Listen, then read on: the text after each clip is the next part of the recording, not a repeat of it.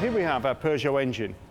It's got a fairly early form of fuel injection, but the main thing that we want to concentrate on at the moment is the actual state of the engine itself. So we want to take the cylinder head off, have a look and see if it's serviceable or not.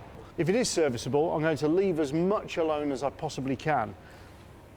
But first of all, we've got to get inside there and have a look.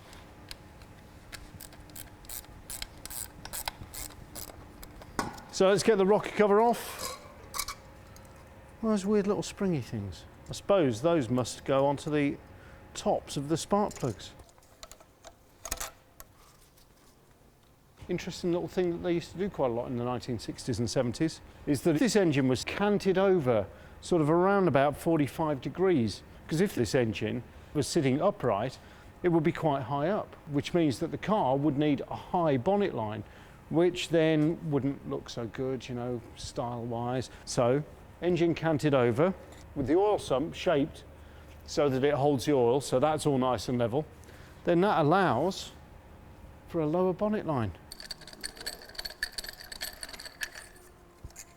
Aha, there we are. So there is our little spring connector, and then when that goes into the spark plug cap at the top, it's in compression there and keeps really good contact. The good thing is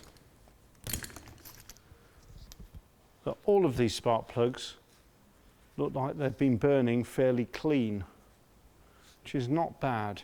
I think that that shows that this engine has been pretty much in tune, at least when it was last in use. There we are. There's our inlet, and here you can see the throttle butterfly. Air comes in through this way, and when you put your foot on the accelerator and open it up, more air comes in, more fuel's pumped through from the pump, you get acceleration. There we are. So, there is our water pump. Now, there's not actually a direct drive between the fan and the water pump itself. What's supposed to happen is this little magnet in here has some sort of temperature sensor in it, and the fan only turns once the engine gets to exactly 81 degrees centigrade operating temperature. So it'll be interesting to see if we can get that to work properly again. Worst case scenario is these little adjusters can be let in and this fan can be made to work 100% of the time, but it saps a little bit of engine power and it's noisy.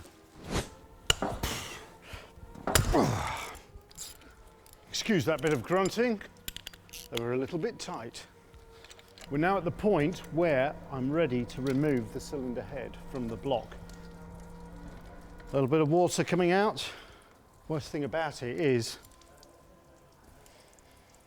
it smells like ordinary plain water. That's never a good thing inside an aluminium engine. Right. There we are. There is our cylinder head. Right. See if I can feel any cylinder bore wear. And actually, I can. I can just feel a lip, especially on the bottom edges here. Now these are wet liners.